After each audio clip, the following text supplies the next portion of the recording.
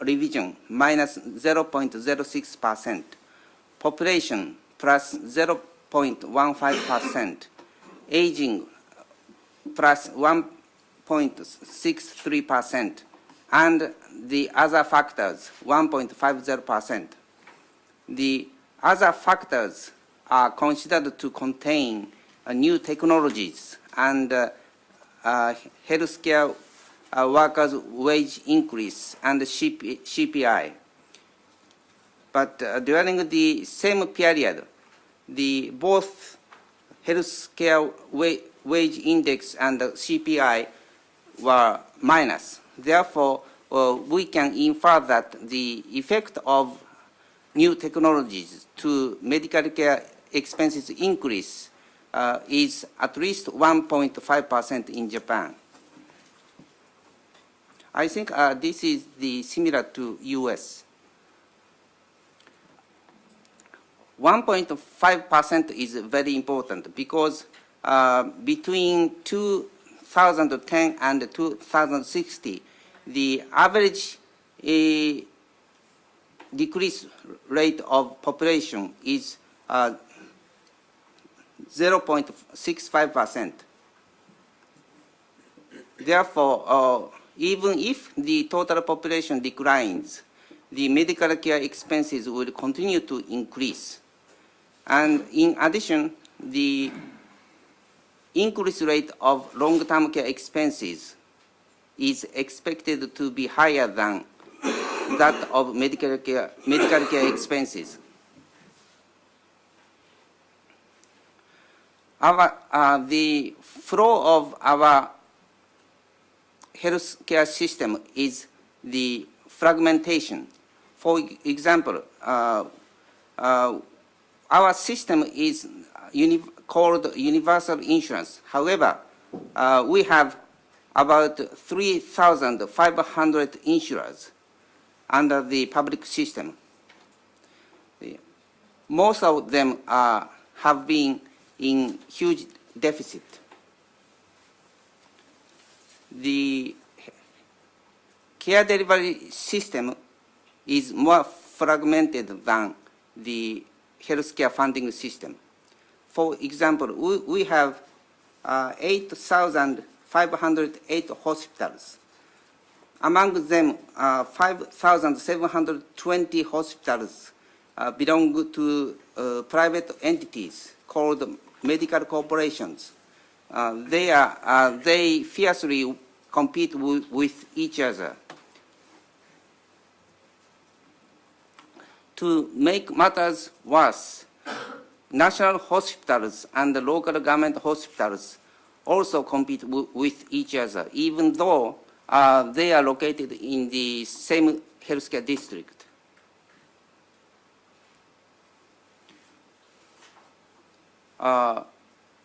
The government estimates that Japan needs 1 million more long-term care workers by 2025. However, the average wages of long-term care workers is 30% lower than those of all industries. In addition, it's impossible to secure 1 million additional long-term care workers from Japan alone. But the opposition against the policy to actively accept immigrants from Asian countries is also strong.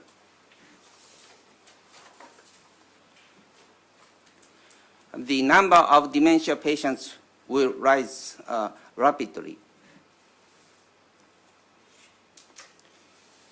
Therefore, the Japanese government has decided to integrate 1,717 municipality insurers by a prefecture. But there is the problem of regional disparity. For example, this slide shows the per capita premium of national health insurance. And there are a large disparity among, there is a large disparity not only among prefectures, but also among municipalities in the same prefecture. For example, this is GIF prefecture. GIF prefecture's premium per capita is 87,000 yen. It's higher than Okinawa's 53,000 yen by 67% difference.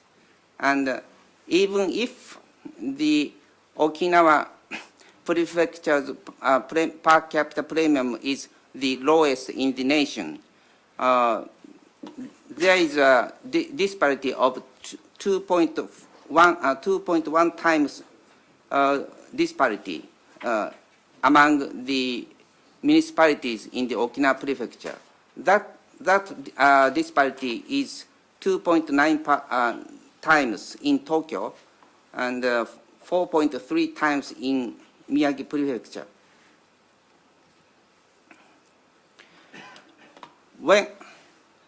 When we compare the efficiency of the healthcare system management among prefectures, we usually use the regional difference index. This index is calculated by adjusting the differences in age structure among prefectures. National average is set at 1. Then we can see a Fukuoka prefecture's medical expenses for 75 or older are higher than Iwate's by 54%, large disparity. Then the Abe administration is planning to encourage the formation of integrated healthcare networks all over the country, which is expected to play a central role in the community comprehensive care, which is called integrated care in other countries.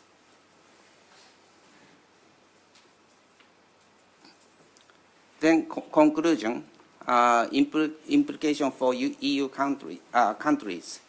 The Abe administration have begun working on the healthcare system reform with a strong will to make a soft landing on the foreseeable crisis through several ways.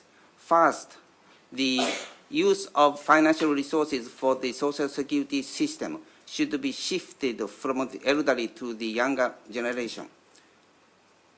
Because we have 12 trillion euro household financial assets right now. And over 60% of those assets are owned by the elderly. So it would be possible for the government to persuade the elderly to assume more costs for medical and long-term care services. If so, the saved financial resources can be used for the birth rate hike measures. Second, the scale of healthcare delivery organizations should be expanded through encouraging the formation of IHNs as a core entity in a regional healthcare district with half or 1 million population.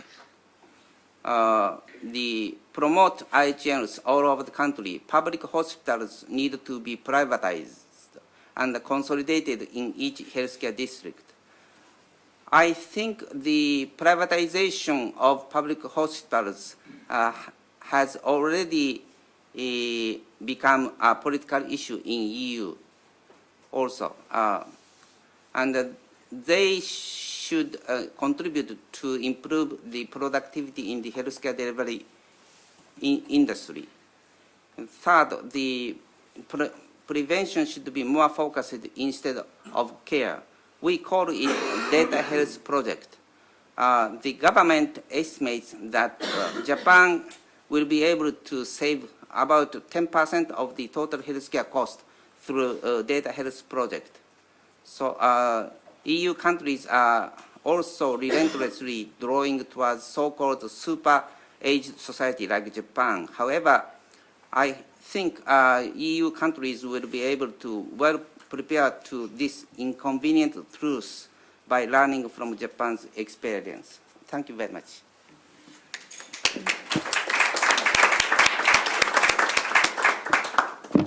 Great. Thank you very much. You paint a very strong picture of some of the challenges in Japan and also the way that Japan is thinking about tackling some of these. You talked about integrated healthcare networks, and I know you have a lot of experience also in North America. Could you say a little bit about what you've seen there in terms of integrated services, I think particularly in the U.S.? Thank you. Good question. Integrated healthcare networks is a business model that provide full service of healthcare, which are needed by the residents. There are about 550 IHNs in U.S. Japan also have many IHNs, but I can say the size of business scale of IHNs in Japan is much smaller than U.S. For example, you may know Mayo Clinic or UPMC, University of Pittsburgh Medical Center, or Partners Group. Partners owns Massachusetts General Hospital. Their business size is about 10 billion US dollars. And they create the healthcare industry cluster around the area. But in Japan, there's no such a huge health industry cluster. So last January, Prime Minister Abe declared at Davos conference, Japan will challenge to create IHNs like Mayo Clinic. That is it. Great. Okay, I think what we'll do is take a few questions about the presentation right now, if you have some specific questions about Japan, but just a few quick clarifying questions, and then we'll move to the panel to talk about the situation in Europe and what we can learn from some of the experiences in Japan. Are there any quick questions from the first? Yes, please. I have two questions. The one is linked to the choice concerning the migration of the additional workforces to your nursing homes or long-term care facilities or families.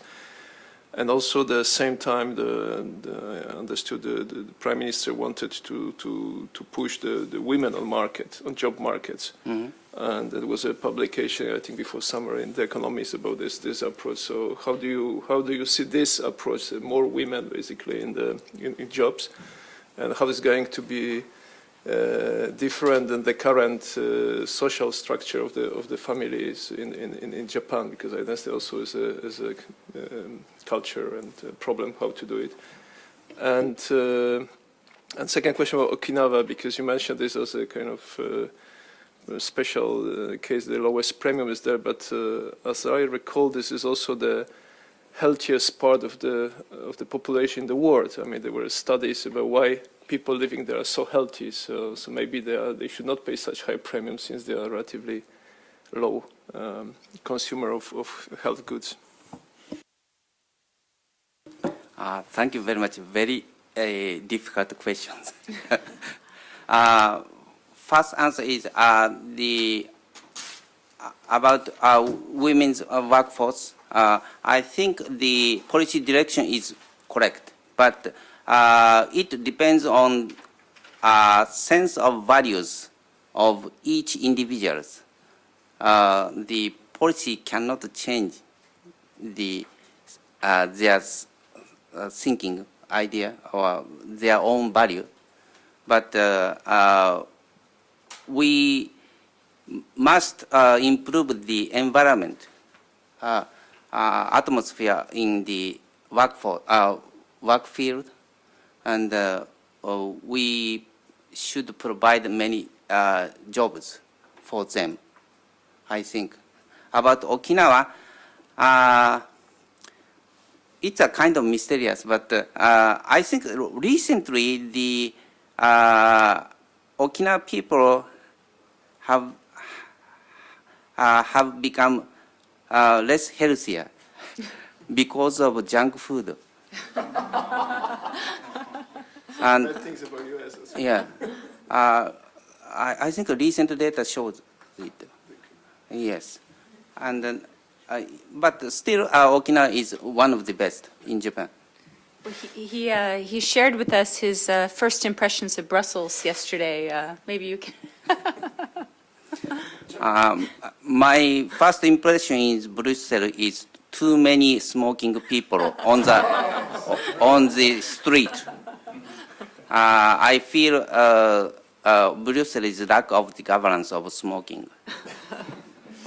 Anyway, yeah, and I think the other thing, getting back to the question about healthcare workers, I think one of the issues perhaps is also training and attracting people into these careers. You talked about the attitudes, and I think that's part of it, but also the skills and getting young people interested also in pursuing fields in science and technology, and I think that's a challenge in Europe more broadly. Anyway, let's move on to our panel, and you can ask more questions later. Andreas, we'll start with you.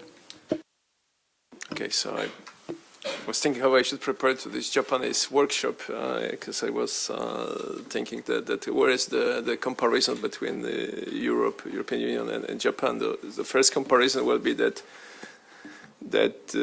we are the second region after Japan which is aging. So if we see globally, the Japan is number one. So we are learning lessons. I will leave some anecdote at the end of this speech. And at the same time, we are facing number of problems Japan faced, I think, maybe 10 years ago or earlier. So it's interesting, I think, for us as countries or policy makers from the European Union to have a look in Japan and learn, a number of things. It's also linked to this issue we discussed about the workforces, because of course when you watch the population, the workforces are aging simultaneously, or even more, because if you speak to health professionals, they tell you they are working too much, they are tired, they are not going to spend so much time more in work. We also see new phenomena, which is also feminization of medical health professional jobs. I mean, in a number of countries, used to be men job, but of course, after a generation of new students, and we have more and more women in job, which of course is changing also attitude for work, family life. Some colleagues from a number of countries telling us there's also culture shift. The people used to go on contracts, on private practices, but now they prefer the salary job, which of course, it's a tricky question, where is the productivity gain? It's the privatization, the initiatives in the health system. So we should take this into account as well. I think we are trying to gather evidence how to better plan the workforces. We know that we don't have enough. We published some estimates 3 years ago, which were a little bit shocking for public, when we said we will miss about 1 million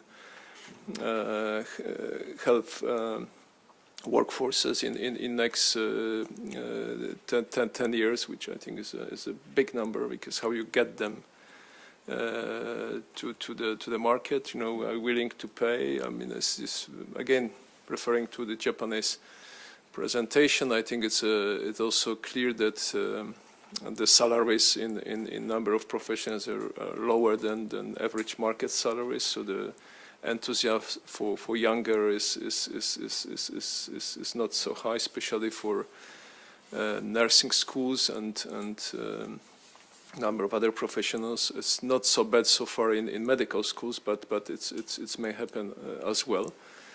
And finally, just finish on health professionals. I think the big question which is raising a number of debates now is about the productivity. I mean, we hear this word productivity today.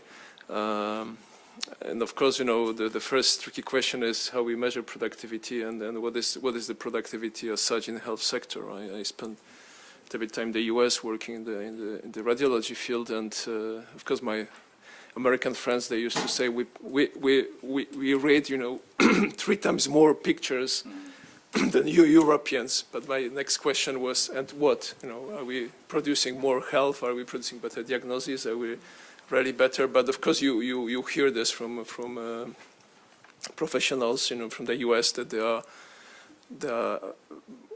highly productive, and maybe I can get some input from economists, because what is the productivity? And of course, the productivity is challenged not just by health professionals, by the system as such, by management, by the way we are organizing and providing services to. So this is something I think we have to have a look. The other issue which was raised also in the presentation is the question of health data projects and how we manage the health data, how we generate the health data, what's the quality of health data, what kind of decision process we can employ to make our system working better. And again, this is something we hope it will be addressed much stronger in the new commission, because as you must probably follow this debate around the big data, which is the technological challenge, but also I think the big organization challenge, and also trust and data protection involvement and so on and so on. So I think we are also challenged by this question, how we can employ the data better. The other big issue we discussed also in the innovation partnership on health, aging, it's a question of integrated healthcare. I mean, this is when we organize a number of workshops around this, the first point which I would like to challenge us for today's discussion is the evidence. The integrated healthcare is better than not integrated healthcare is still very weak. I mean, when we go to the literature, it's very difficult to be convinced. Personally, I was involved in the integrated healthcare projects already in the 90s, and we follow the American HMOs models and Kaiser Permanente, all these classic structures. They're supposed to work better. But we know a number of European countries and regions, they are trying to employ those concepts and the role of primary health doctors and gatekeeper roles. We just recently published the expert report about the integrated the primary health care and the financial instruments, where we try also to show to present how this is important. And finally, the question we raised, and I refer you to the currently published, not just now, but I think it was June when we published our communication on health systems. We wanted to just gather our thoughts. We developed already under this commission, because I'm speaking of this commission because new commission is coming. And I think it was a big challenge for European Commission, since it was triggered by 2 important facts. One was the cross-border directive, which I think is a great challenge and achievement of European debate during last years. And the second one, of course, was the crisis and the economic crisis, a number of questions around this. So we tried to gather all these ideas in one relatively short document. So I refer you to this document. But something we wanted to understand better the concept of resilience of the system, how systems can survive, in this new era of crisis or aging or technological demand, which we have seen also the cost of technology seems growing very quick in Japan as well. So the first is stable funding mechanism. And of course, how to find a stable funding mechanism is a great question. The income, the premiums, who is going to pay, the co-payments, and so on. The second is, of course, the risk adjustment methods. How we really plan our systems, that the risk is taken into account, and including smoking or other factors that can change the system and the needs for healthcare. We also pointed the good governance system, because whatever literature you study today, without good governance, without clever leadership, without good people behind this process, we are nowhere. And finally, the information flows, which already I mentioned as a big issue. Without information on time, we can manage really effectively today healthcare system.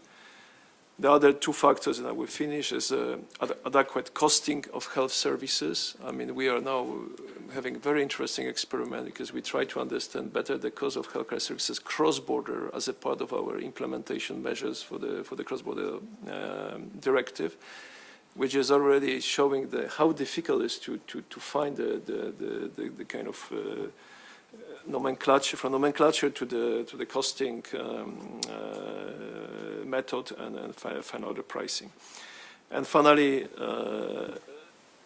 big issue already mentioned, this is adequate and skilled health workforces, because the lessons learned during last years was this not just number, but the way people are working, the way people are allocated tasks, the famous question, what nurse can do, what midwives can do, what physiotherapists can do, what doctor doesn't need to do. So it's but of course when you ask doctor what you can do, it's a difficult question. Just finish with anecdote. I think it's a good learn from each other. But one day I had a visit of the health committee of Norwegian Parliament. They told me the story.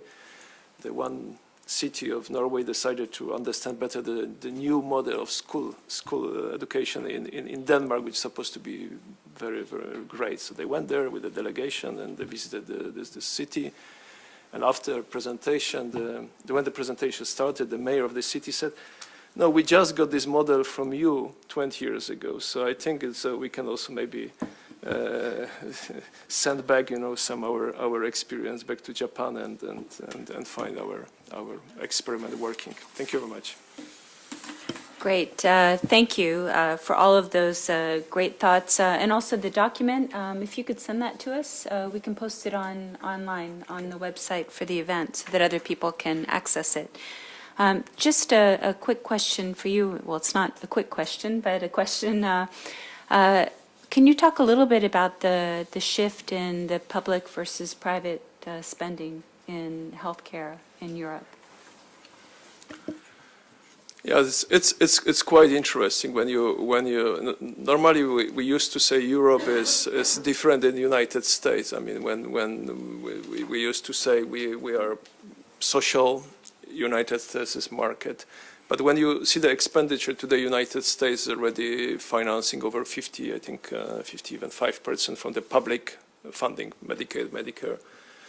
In Europe, the processes very much depend on individual member states. You have countries with a very relatively high co-payment, like Cyprus or Greece today, Poland, when the co-payment goes up to 30 plus %. So which means the expenditures from the private source.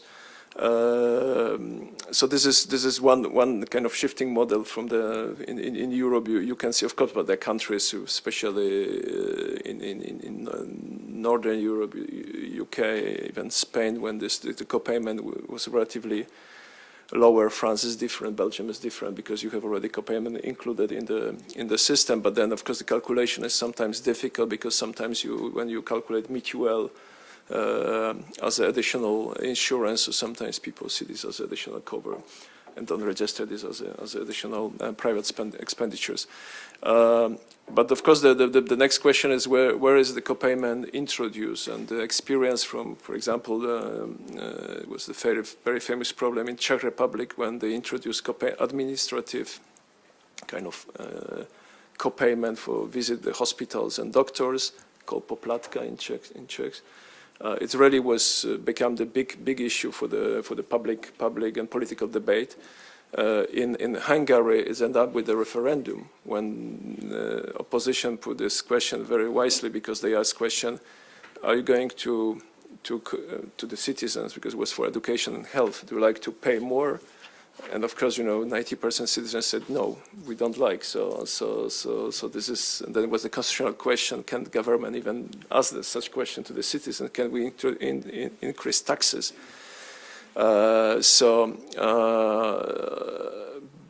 also the other interesting question about the privatization, which also was mentioned as a Japanese kind of problem and issue now.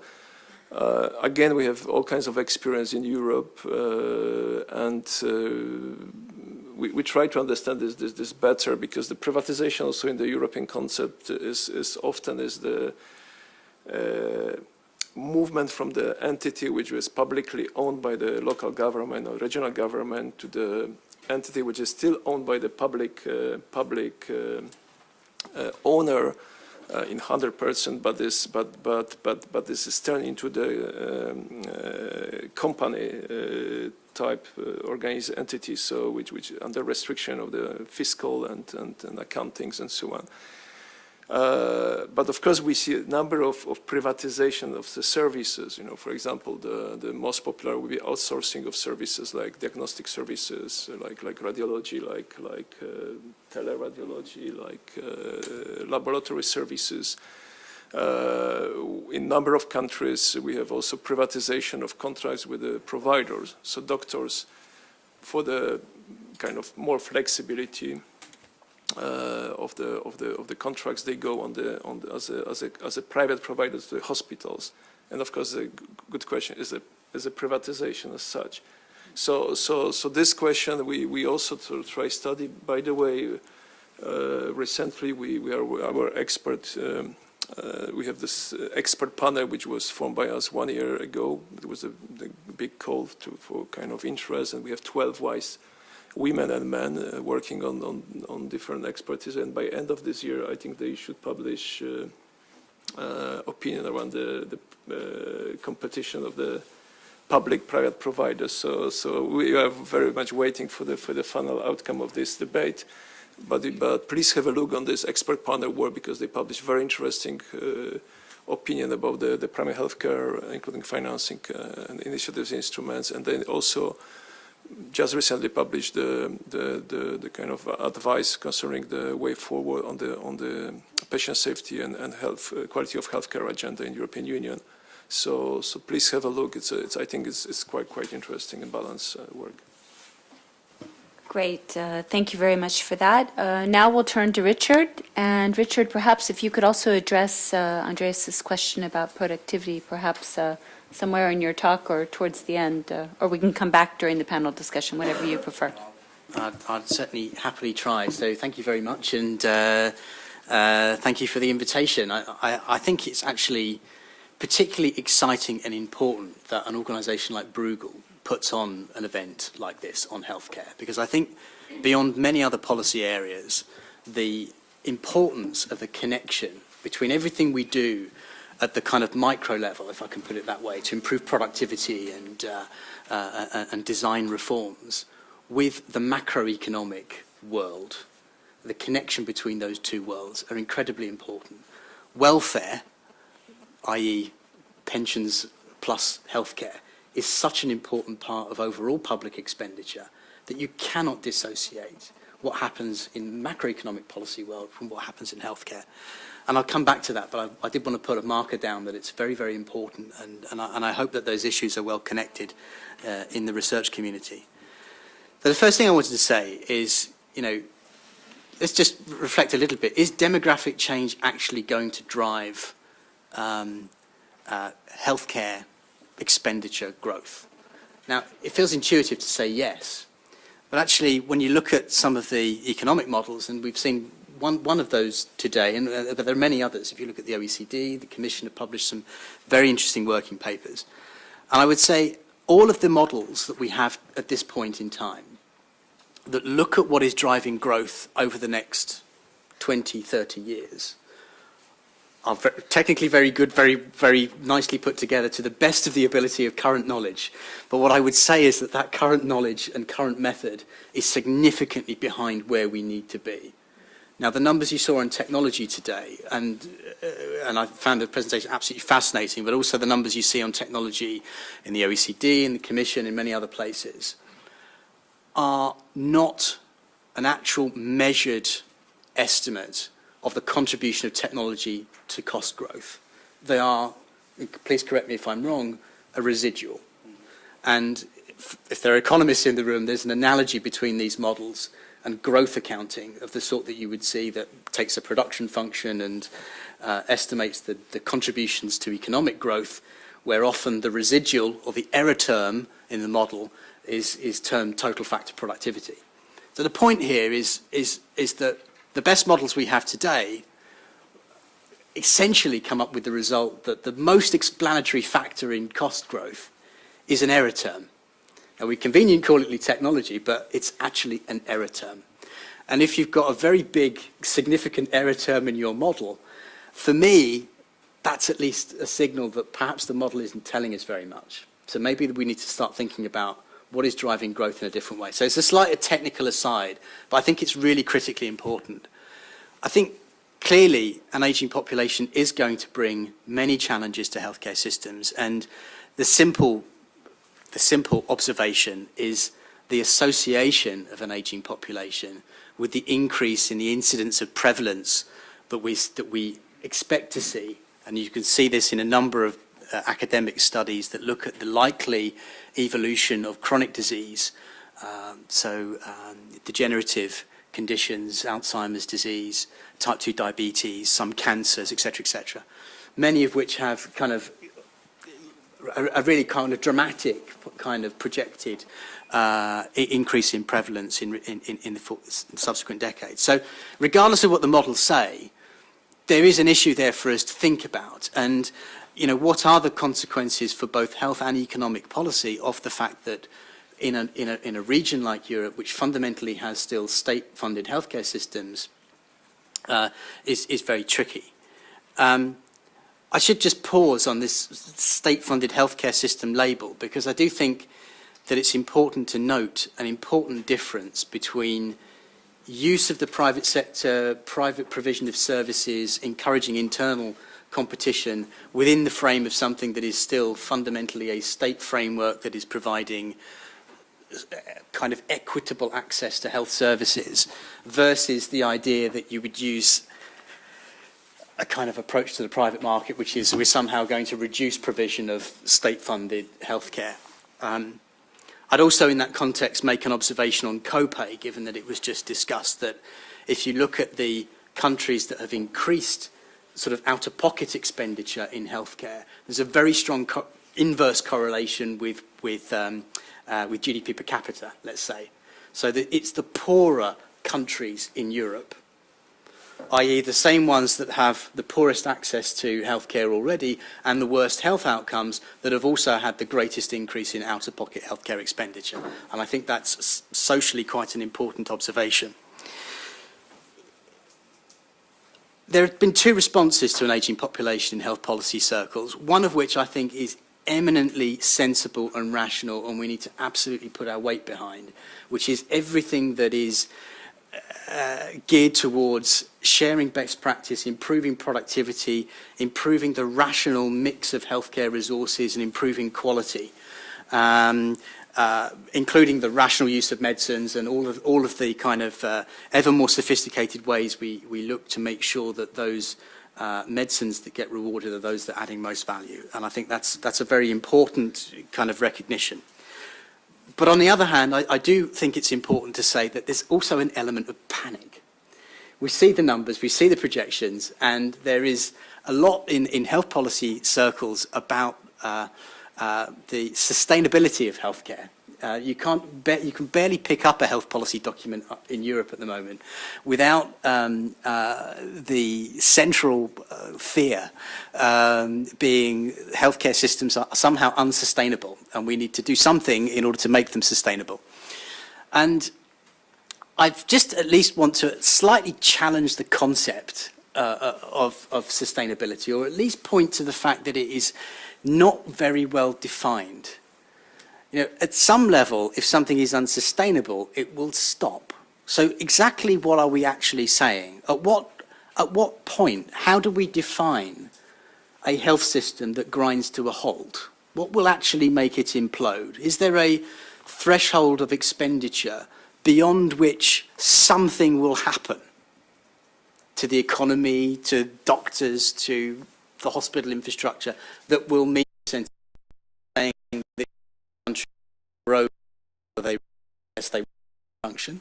Not really clear. Very interesting debate in the US recently, by the way, because US healthcare expenditure growth has actually slowed significantly until about a year ago, and it started to tick up. And there was a debate on both sides of the aisle about how to interpret this.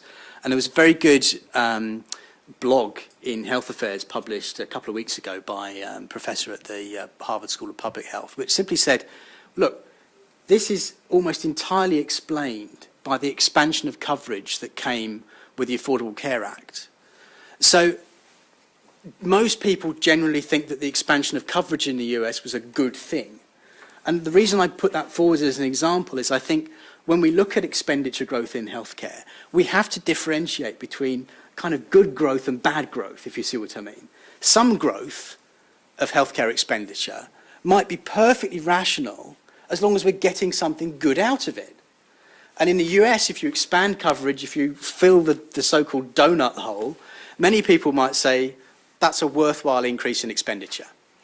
If the expenditure is in a different context where, you know, let's take another extreme example, the Greek healthcare system back in 2009, 2010, at the point where the bailout started, it was one of the most inefficient healthcare systems in the world, spending more per head than anyone else in the US, and clearly the expenditure growth was coming from factors that were fundamentally inefficient.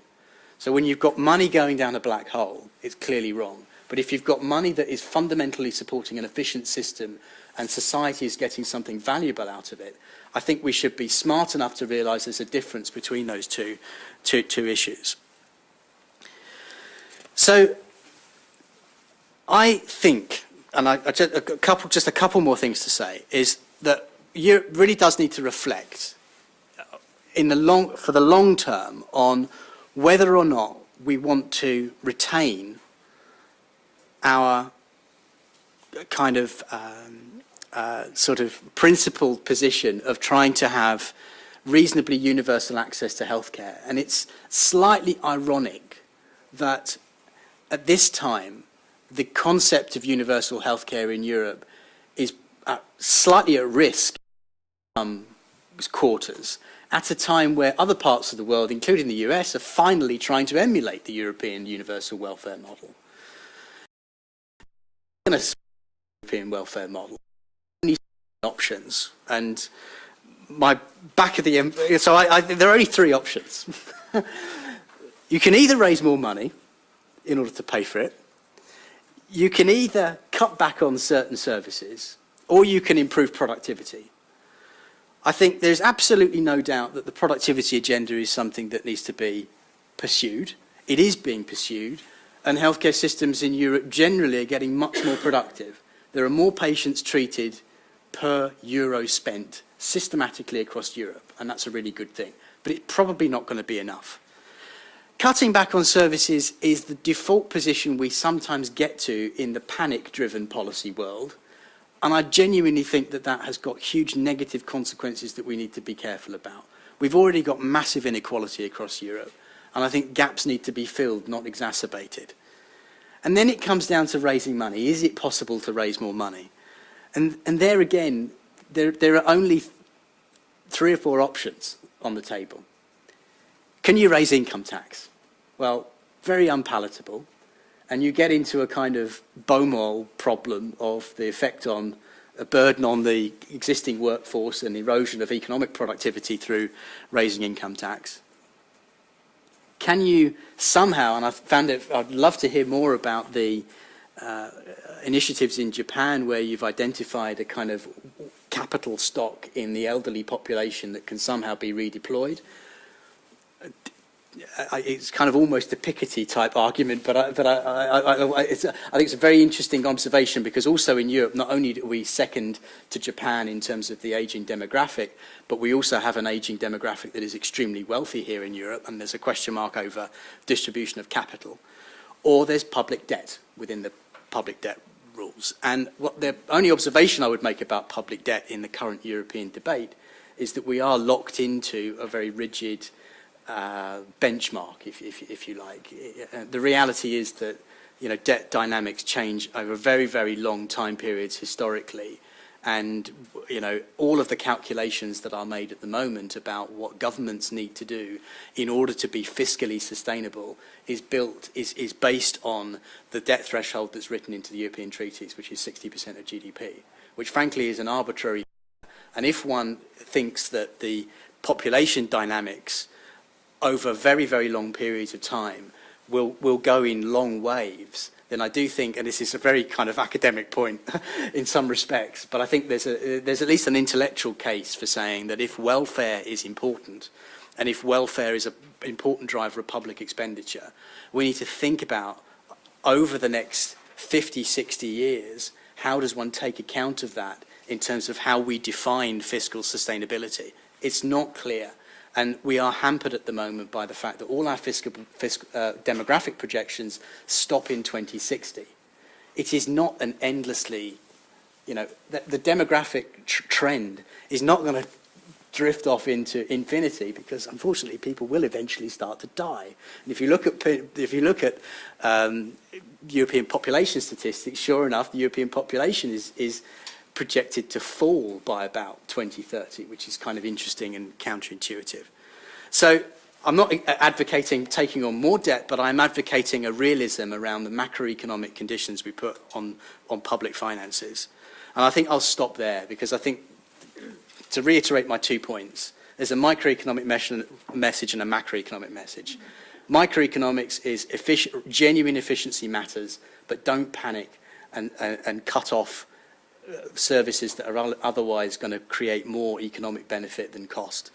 And then a call for macroeconomic realism within the European economic institutions. And if we can get a good debate going between healthcare and the macroeconomists, it would be good for everyone. Thank you. Great. Thank you very much. Actually, I have a lot of questions, but I want to save time for our audience to ask questions. But I will just ask you one thing. When you talked about sources of raising additional money, you didn't talk about incentives for the private sector. Could you talk a little bit about that?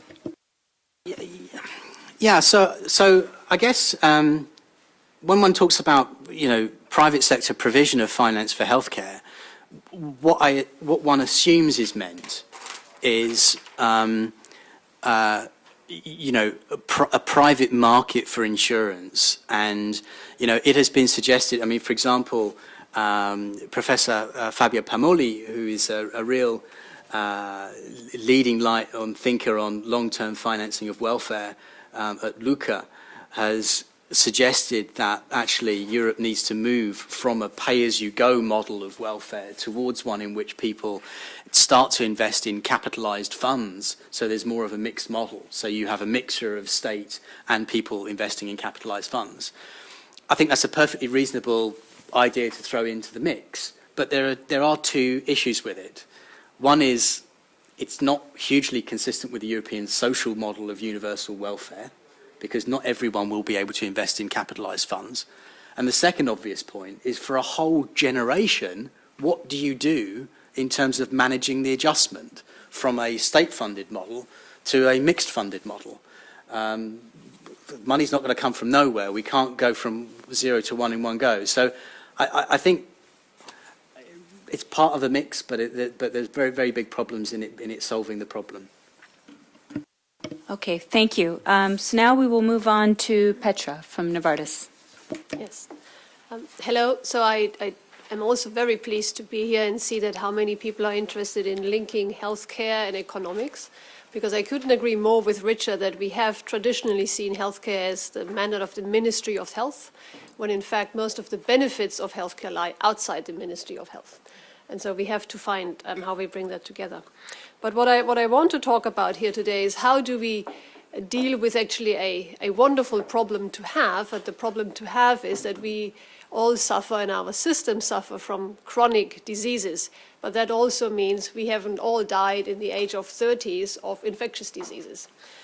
So we all know that our chronic diseases right now cost roughly about 50 billion euros just for cancer care directly, and another 30 for informal care. And the same is true for all of the other NCDs.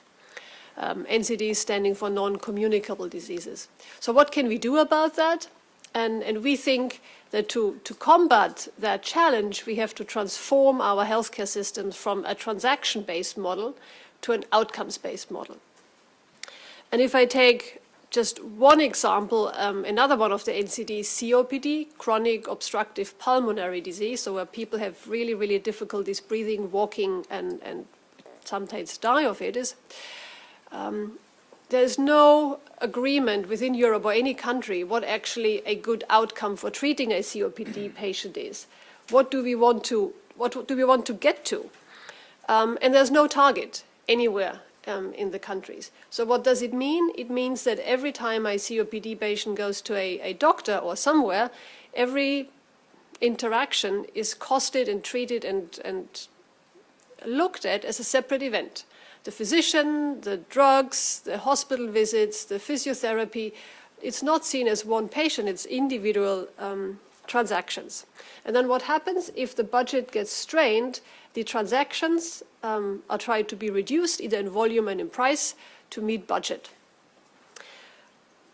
But then we don't know as a system how much we actually get for the money. We don't know if the outcomes we are producing are better or worse for a particular disease, and we don't know how we compare to others because we see only individual transactions.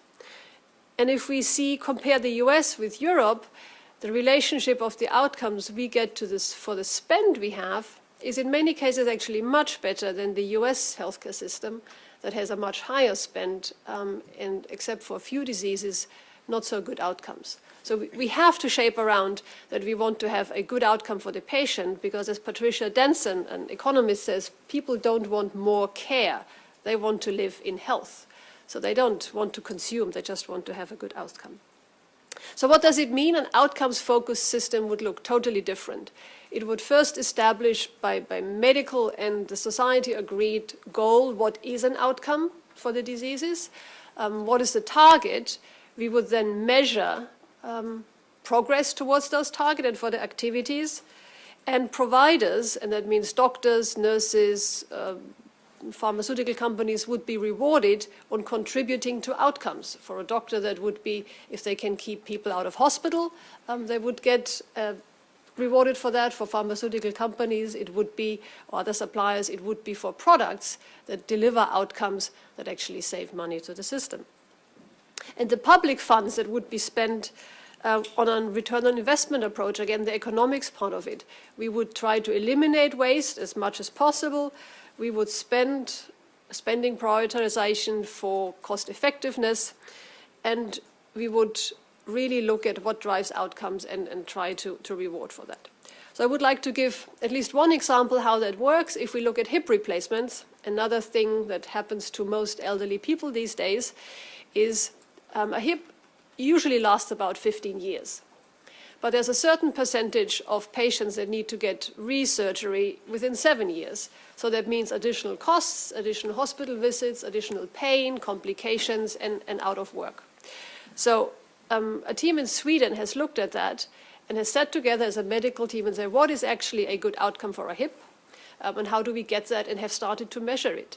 And the data now show that the percentage of people in Sweden that get a new hip or that need a new hip replacement after 7 years is 3 times less than in other countries.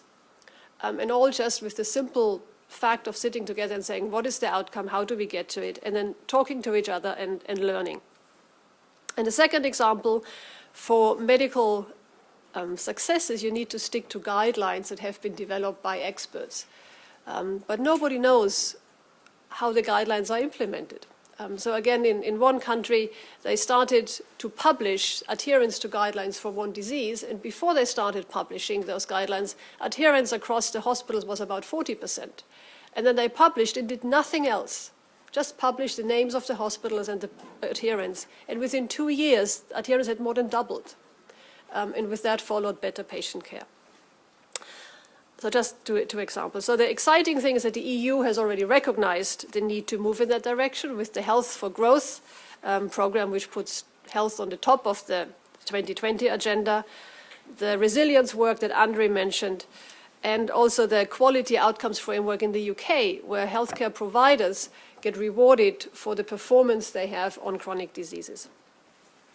So that is all very good, but I think we must accelerate on around a couple of points. First, we need to broaden the political support for tackling NCDs, and that means we need to identify the mechanisms for measuring the full economic and social benefits of getting there, so not only the Ministry of Health, and we need to raise this effort beyond the Ministries of Health for social services, finance, transport, all the other areas that profit from healthy population, but currently don't see it as their focus area. We also, secondly, need to set realistic targets for reducing the burden and for what an outcome is. That means we need to sit together and have a common framework for measuring outcomes, and we need to have the systems in place to track them, to share them, and to learn from each other. And third, we have in all of Europe a lot of good sort of pilot programs ongoing. We need to scale them up to system level to achieve something. One example is in Novartis, we work with a lot of countries to shape healthcare systems based on outcomes focus. And our most advanced one is in Russia, in Yaroslavl, where we have worked with the healthcare system and brought in some Canadian examples for 3 years now, and have in that time helped to more than double the blood pressure control rates in Russia. And that will long-term save thousands of lives, and the most important one, productive lives. Those are the men who die in age 55 because of cardiovascular issues. And lastly, we must reward the providers who facilitate outcomes and the suppliers who provide products that help outcomes. And industry is moving towards new business models, risk sharing agreements, integrated care models. So we need to look at all of those, have databases supported by the EU, what works and what doesn't. And we need a regulatory platform that manages that area. And as a pharmaceutical company, we are committed to patient outcomes because we think it is the right thing to do for the patient and even more so for the healthcare system. So with that, let's pull all the forces together and make this work. Thank you. Great. Petra, thank you very much. I think we'll move quickly on now to Craig from Samsung. I realize the time is moving, and I'm sure you all have a lot of questions, and also our panel. So please go ahead. So Samsung is a big supporter of Bruegel, so I'm going to try and bridge the gap. I'm not a healthcare expert, but I have 25 years legal experience in the technology sector. So the comments I'm going to make are about how technology may make a contribution. And so I may leave you with more questions than answers, but I hope that some of the things I will say will show what technology how technology can contribute to the questions that you have on the table. So the role of technology. I should say this is going to be a mixture. These are personal views I'm expressing. They're not the company's views, but they're a mixture of ideas, and I'm also inspired by many of the things that I've heard already around the table. So the role of technology is what I would like to take as my contribution to the discussion. So most people, firstly, will know their smartphones and TVs. Samsung's number one, but you wouldn't think of us as contributing to perhaps healthcare. But Samsung in Korea we make CT scanners. We're very big in the diagnostics in the medical sectors, so there are contributions. So we're very familiar with how that can affect productivity and how it affects the costs in a healthcare system. But what I would like to talk about is perhaps two things, if I arrange my thoughts. One is to talk about now, so what are the current challenges that are being faced by the healthcare system and how technology addresses those. And then perhaps the second part is for me to give you some thoughts on how what the future might look like based on what we currently know now, and what the future technology can contribute to reducing healthcare costs and also helping people to live healthier lives, because the future is all about, in my personal view, is all about prevention rather than cure. So if I turn briefly, what's the role of technology? Technology is all about diagnostics, imaging, CT, we've mentioned MRAs, nuclear medicine. Productivity, which has been raised by Anders, I think is a very key thing. So technology can be viewed either as a cost but also as an improvement of productivity. And I think if we get that balance right, then a judicious investment in new technology can improve the output. So again, I want to draw on the ideas that have been put on the table already, the importance of productivity in the system. Hiring 100,000 extra LTE, which came out of Dr. Matsuyama's presentation, was something that struck me, because that's a very large number of people, it's not only the cost of those people, but it's the training and the facilities that goes with it. So that can be quite a substantial burden on a society. And if we can find ways that technology can help in collecting data about biometrics, people's, so your blood pressure, you can measure it now through mobile devices, you can measure your blood glucose levels. I can read off this I'm wearing. These are wearable devices, which some people say, they look perhaps a little gimmicky, but in the future, I think we will see those sort of devices starting to collect lots of data about people's biometrics. And in many cases, we hope that would keep people out. That will also encourage people to live more healthy lifestyles in the future. The role of technology, I think, in terms of diagnostics, productivity is clearly a very important one. I think outsourcing is an interesting concept. That was also raised. Outsourcing means moving beyond the traditional provider of the service and looking at different ways of providing services that can contribute to a more efficient healthcare system. I mean, we as a society do not want to suffer in the future with an extreme burden of cost in our system. So we need to encourage and find ways of reducing the cost burden to all of us. Otherwise, we have to suffer some of the economic consequences that Richard's outlined, which is sort of, do we all want to pay extra costs, extra taxes? And I think there's a generational divide as well coming up in terms of sustaining the care that's needed for an aging population, whereas we'll have a younger population. The modern digital natives today want to live healthier lifestyles, so they want to live free. And my ambition is to stay out of hospital. So these are things that we all have a personal responsibility for as well, because health is our own personal responsibility. So I've mixed a few things up there, but in terms of outsourcing, how does technology improve the cost efficiency of healthcare delivery systems? If I just pick on something which is may sound random, but telemedicine is a familiar concept, but smartphone devices like this, we use them for information, we use them for entertainment, we're increasingly seeing more apps on them. You see things like health apps in there. But did you know that this can also, you can take photographs of people's eyes, and doctors in remote locations can then diagnose. Do you have onsets of glaucoma? There are many different possibilities, and I think the future that we know today is going to change rapidly. The future is not what it used to be, is a funny saying if you think about it, but it's true. The future is changing. Every day we have new concepts about how the future could be. And the potential from simple devices like this can be used in Africa, and it is currently bringing healthcare services to many people in Africa. And the one I just described is the retina scans, which can be done, and they can be examined either remotely or directly on this. And doctors are able to use that. I think we're at a very exciting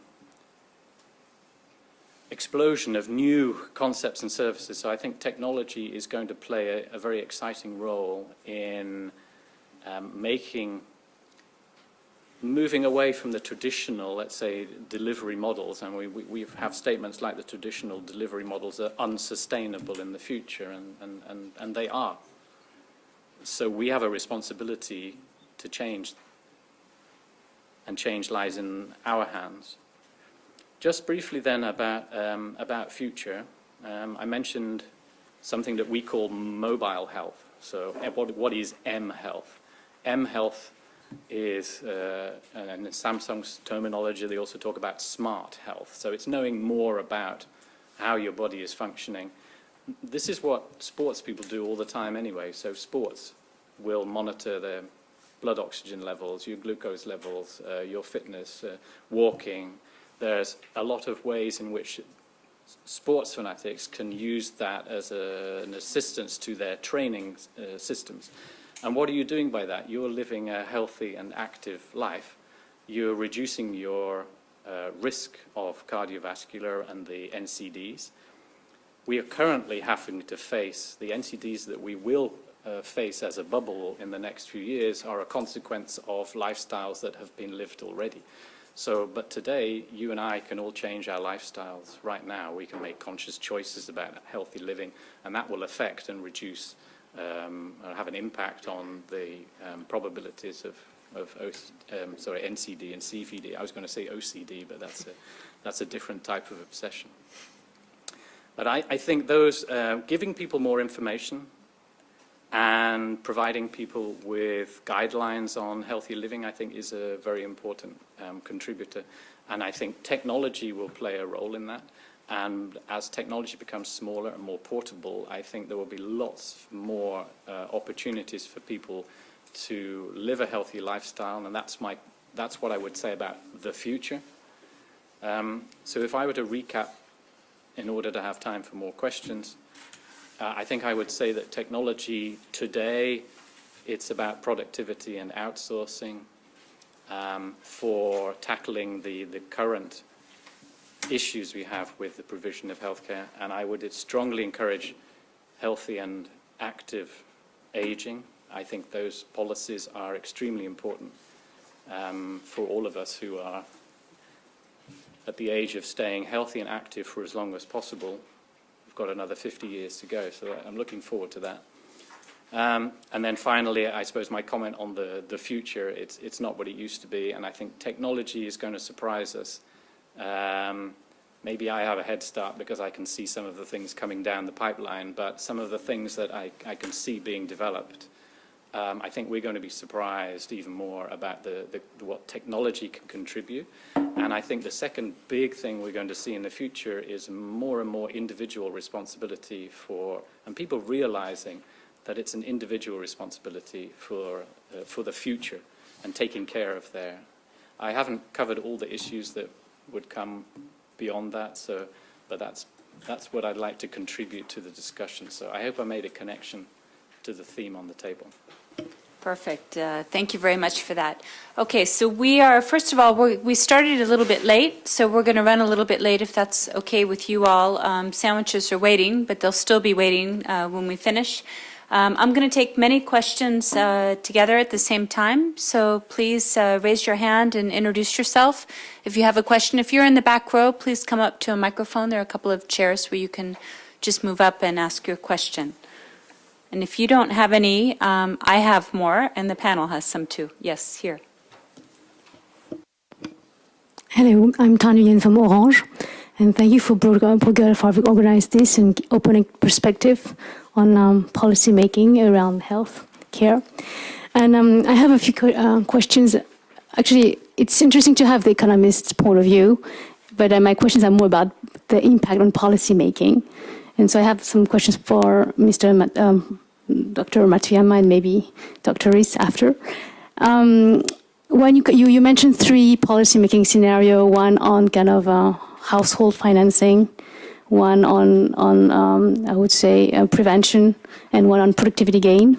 And I wanted to dig a little bit into the household financing kind of policy options, because obviously you have a scenario when you would increase the copay or you would change the reimbursement scheme or the eligibility scheme. The third option is development maybe of the direct business to patient kind of or business to consumers market. And what is the political maturity in Japan compared to those different options? Because, I mean, in policy-making time, it's not the same reforming the healthcare system than trying to develop, I would say, a consumer healthcare market. Okay, thank you. Other questions? Yes.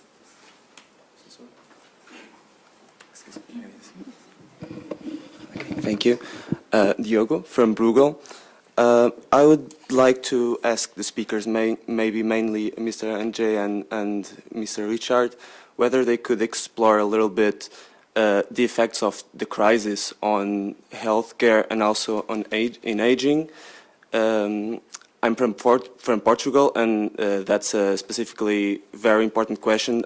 For example, recently the child mortality rate, that is something that is strongly related with both these topics, so healthcare and aging, increased after the crisis, and there's some statistical evidence on that. So I would like to ask some thoughts on this effect. Thank you. Great, thank you. And I actually have a follow-on question to that. Richard, you mentioned Greece, and I understand that Greece went from being one of the worst to one of the better healthcare systems. I don't know how true that is, but if anyone has data on that or could talk to that, I would be interested to hear what they did to turn the system around. So I don't know who wants to go first.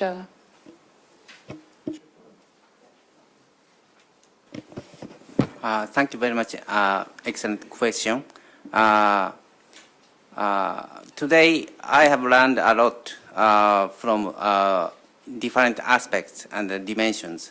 And generally speaking, we have many options. But in Japan, we don't have any choice to make a soft landing on the crisis. And ordinary pensioners, the elderly, I think they are rich because of financial assets. So 10 years ago, they rejected any co-payment increase. But recently, they understand the situation. And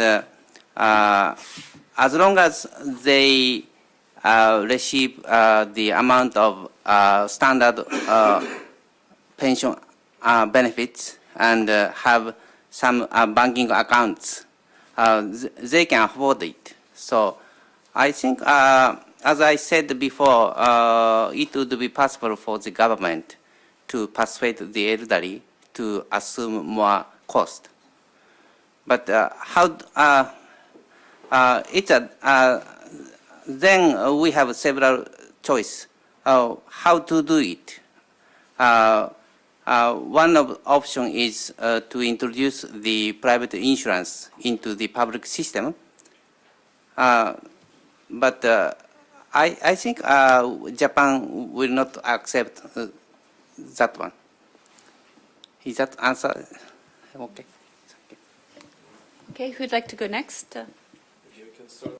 I mean, this question about crisis and economic crisis and the healthcare situation. Of course, there's it was 2 years ago. It was quite important debate triggered by Lancet about what is true, what is not true. So the first problem is that, as Richard already said,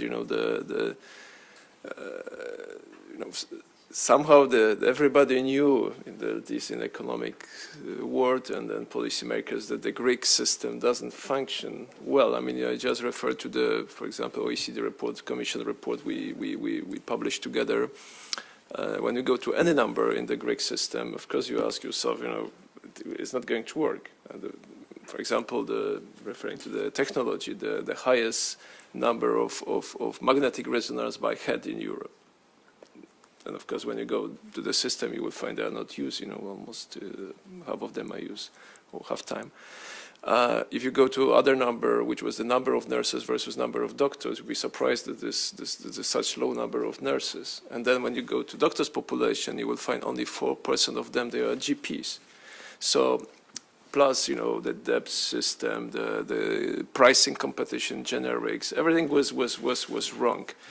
So, of course, many analysts after the crisis, they said, yeah, but finally crisis triggered the right response. So Greek government, also with the help of other governments, I will refer to Sweden, the Swedish government offer free of charge, not just software for e-prescription, but also the know-how how to do it, which I think is, for the history of Europe, is the first time I have seen the public kind of business done, which was in Swedish case was quite interesting, because it was the company owned by Swedish government. We had to manage this process, but they effectively introduced the system in Sweden. So we have potential also in public sectors to be innovative and to do some technology transfer in the big scale. Is this going to work in the future? Is of course a good question. As any system is under pressure, but at least there are good thoughts there. There are support from number of consultants, including of course support from the financial support from the Commission and the EU money to help with this knowledge transfer. Coming back to your question about what we know about the indicators, this is very, very, very critical, because when you observe things on the long term, you have always some changes in the demographic or outcomes and so on. Just example, we try to understand the suicide rates, for example, in country in crisis. Of course, we understand this can become higher because the crisis, economic situation, the family situation, is creating this kind of additional pressure on people who goes for this solution. And of course, periodically you can see such higher number, but then in the long term, when you observe, for example, access to healthcare, of course, you see again that it didn't change much, because I am not referring to Greece, because in Greece was a situation, very, very difficult, especially if people, they lost the rights for the healthcare because of the long-term unemployment situation. But again, Greek government tried to find solution for this as well. I hope in the Portuguese case also this number is just for the time being, and situation is if you again long term you have seen most probably also this changes. The other problem is how we measure especially this factor. If you go to our publication, I mean, referring to the communication about the health systems, we use example about the neonatal mortality, and you see the #1 country with very high compared to the rest is France.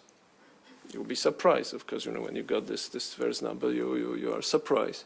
France is seen as one of the best system. But then when you go to the way they register those cases, you will find they register, more cases than others. So this triggered again question, how we measure what is the kind of comparison. What do you really compare? I mean, the same apples and oranges. So it's also about numbers. So often in European statistics, we also have to, even in such important and simply relatively, we believe, easy way to define the newborn and death. But even in this, we still have to challenge our statistical system. I'd certainly agree with with most of what Andre has just said just now, and I guess what I would add is it's definitely a mixed picture. I mean, definitely the scale of the crisis led to certain reforms that I think what you'd broadly see would be rational and the right thing to do. But there's, you know, I can't not say that there was also an element of panic as well, and an element of kind of blunt instruments used by people trying to do the right thing. I wouldn't ever question anybody's intentions in this kind of discussion, but I think the speed and depth of the required cuts was so dramatic that inevitably certain decisions were made that, you know, had unintended consequences. And I think there are also, you know, whether that's closing down particular services, you know, why did we see an increase in HIV infections in Greece? Well, you know, just some silly decisions were made to meet the numbers that, you know, that led to particularly vulnerable sections of society not, you know, getting access to the services that they required at the time. When it comes to medicines, you know, various things to say about medicines. I said before that in Greece there is absolutely no question that the market was broken back in 2009. One of the reasons it was broken was that, you know, in medicines, you know, it's a fairly simple model, right? So you have a period of time when you have market exclusivity for a patented medicine, where generally prices are slightly higher, and then when you lose the exclusivity of your patent, the vast majority of healthcare systems in Europe have efficient generic markets, efficient off-patent markets to generate low prices and therefore savings and efficiency in the system. Well, Greece in 2009, by law, the off-patent prices were 90% of the originator prices, whereas in Sweden or the UK or the Netherlands, you might expect a 90% drop in price. It was the other way round. So there were certain things that were done very quickly to kind of fix that. But even so, it's still one of the most inefficient off-patent markets. So I think there's no doubt that the e-prescribing infrastructure that was put in place is absolutely changing things in the right direction, but we're not out of the woods yet. And I guess final thing to say about medicines in both Portugal and Greece was that a totally arbitrary threshold of 1% of GDP was imposed on both countries, but defined in a different way. In Portugal, it included the hospital sector. In Greece, it didn't. In both countries, you had GDP falling through the floor. So even if 1% of GDP is appropriate in good times, and there's no evidence for that, if your GDP is falling at 7% a year, then you've really got a problem. So some of the blunt instruments had unintended consequences, but there was definitely some good news stories as well that you know, it's a mixed picture. Great. Petra or Craig, did you want to add anything to that round, or should we go to the next round? I don't want to add anything. All right, so final questions. I know we're a bit over time right now, but are there other questions that that people have for our panelists? Yes, please. Okay, or speak up or come to a mic. My name's Dan Verby from FIPRA. I just wanted to pick up Richard's question because it's a very interesting one about do we have a definition for sustainable health systems, because it has quite important policy implications, it seems to me. And I know there probably isn't a definition, but just to have a bit more discussion around that because it seemed very pertinent. Okay, and I'll just say that I will also ask the panelists, and I should have warned them, I'll ask them all to sort of give their final sort of thoughts, any policy recommendations they might have following the discussion, so they can think about that while I look for any last question. Yes, please. Yeah, what are the key drivers that led to the global health now in Japan, and in terms of prevention in the past and in the future, what do you expect? Sorry, I forgot to introduce myself. I'm Van Hansen from GSK. Did you catch? I can't. Can you repeat? Yeah. Use the microphone. Just push the button. Yeah. Hi, my name is Anne Van Hansen from GSK. What are the key drivers that led to the global health situation in Japan in terms of prevention? What has been done in the past? What is the secret to get to this high health and this high age?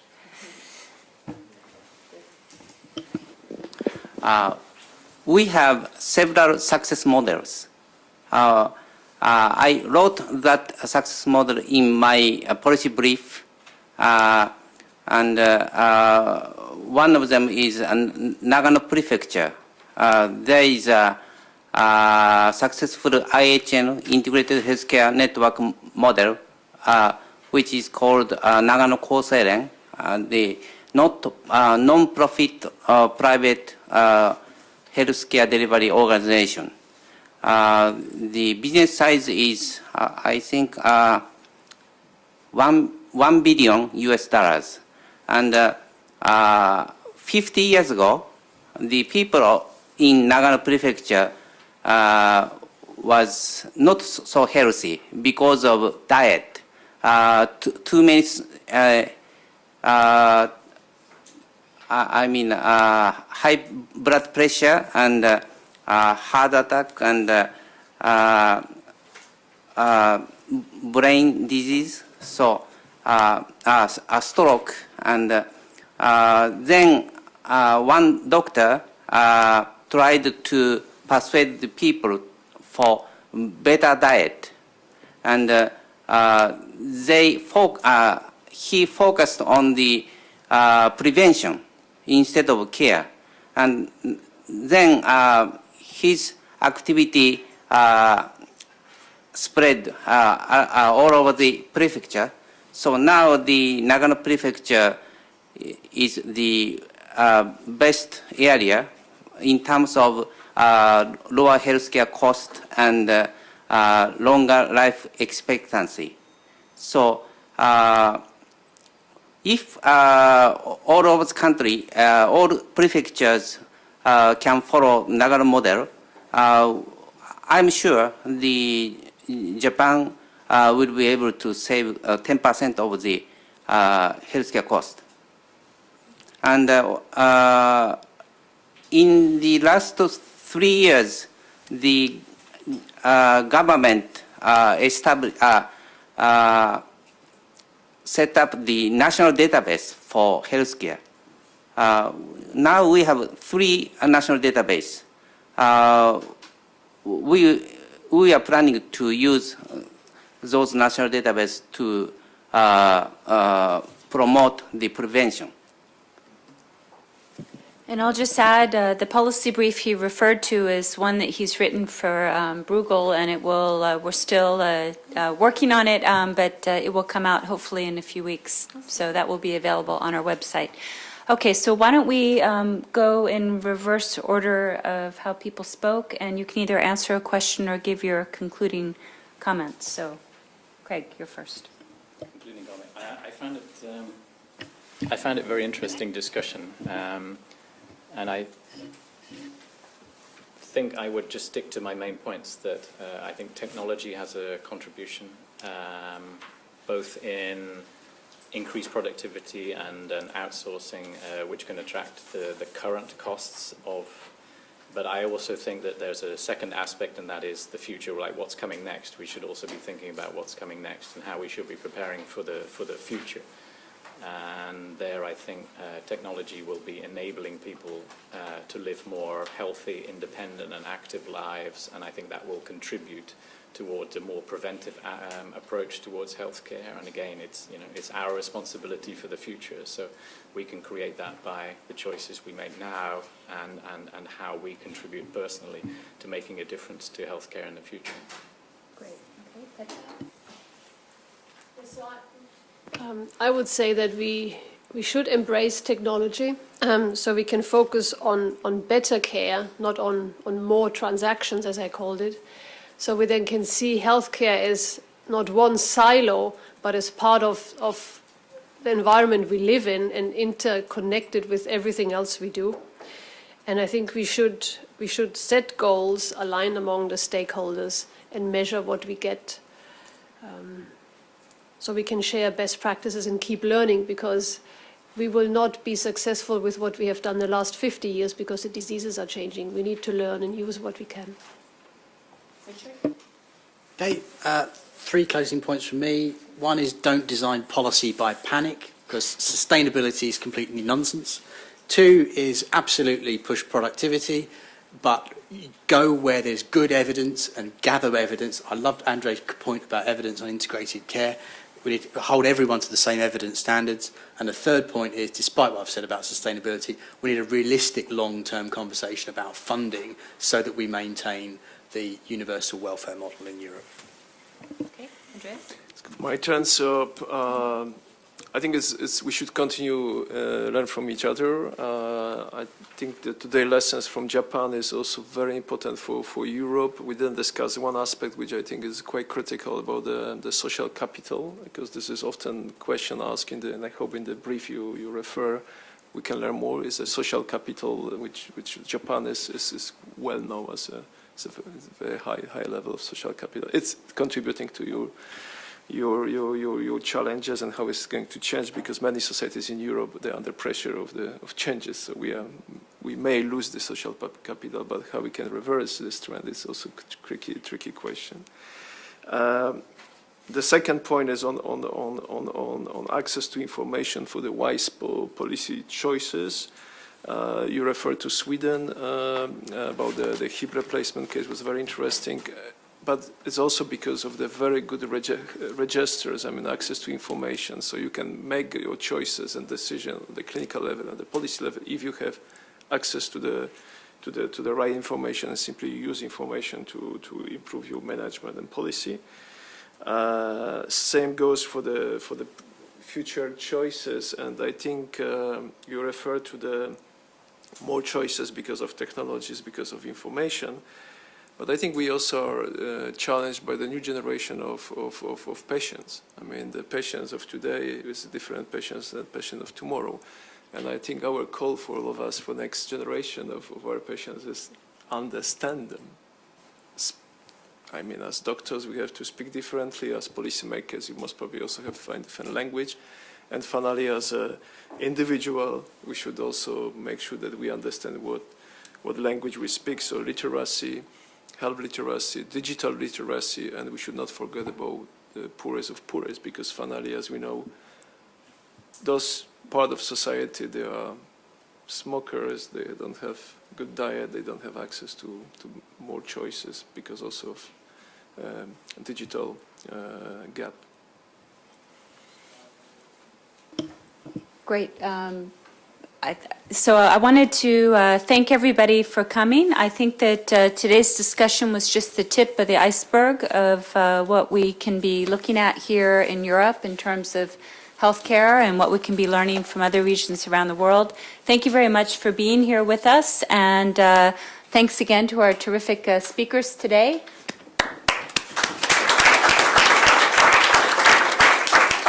And lunch is served back here, so please stay and chat with the speakers and chat with each other, and thanks again for coming. Thank you. That was very nice. Thank you very much. I learned so much. Wow.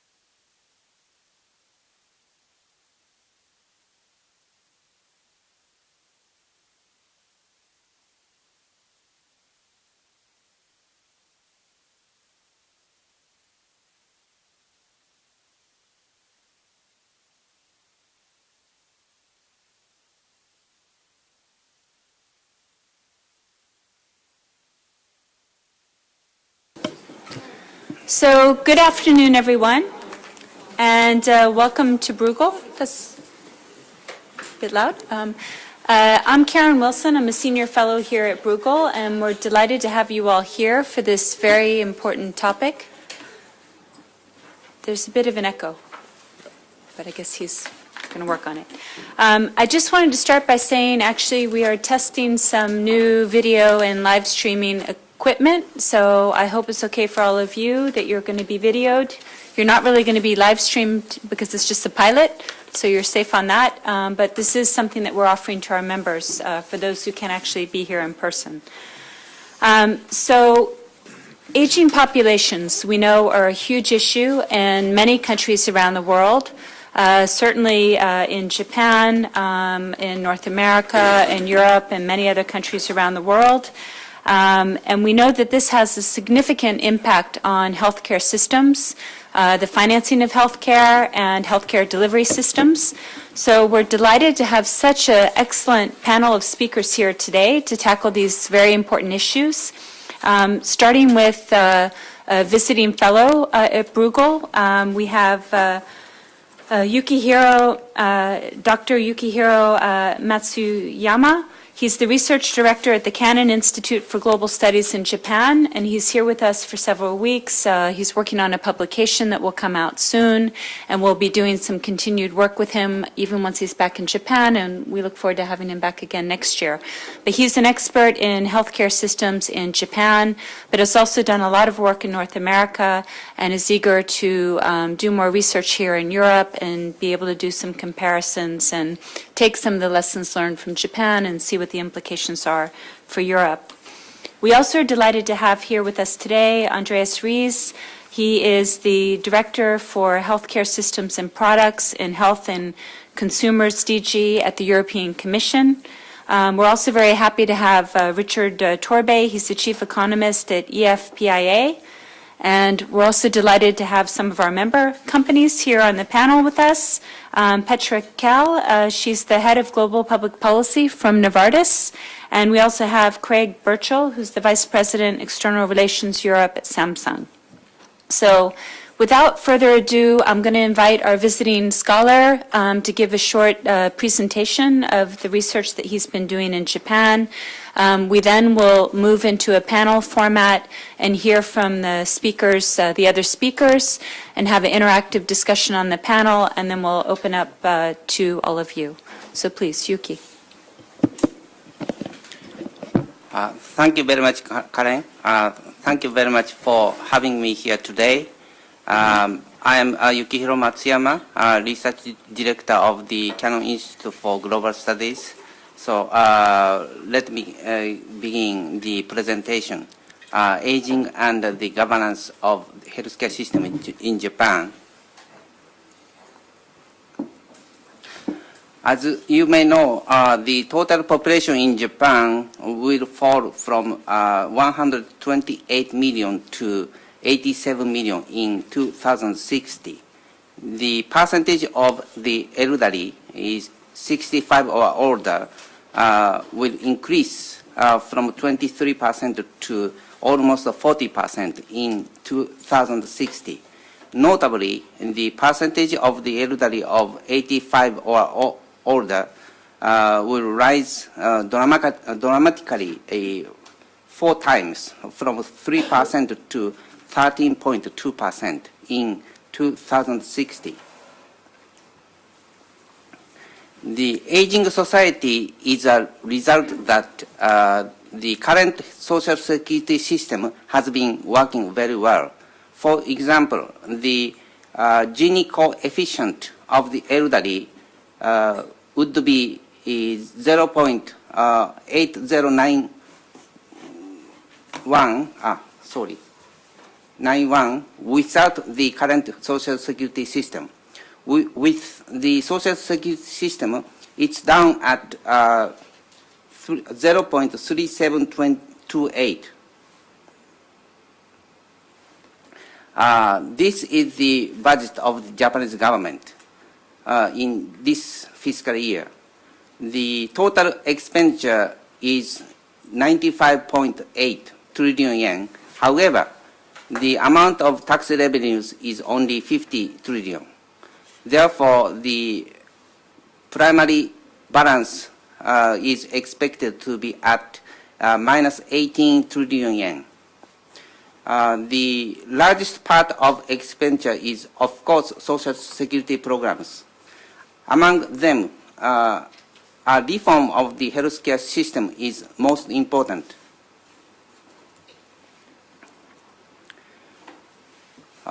Between 1990 and 2011, the average increase rate of medical expenses is 3.27%, which is divided into medical fee revision minus 0.06%, population plus 0.15%, aging plus 1.63%, and the other factors 1.50%. The other factors are considered to contain new technologies and healthcare workers' wage increase and CPI. But during the same period, both healthcare wage index and CPI were minus. Therefore, we can infer that the effect of new technologies to medical care expenses increase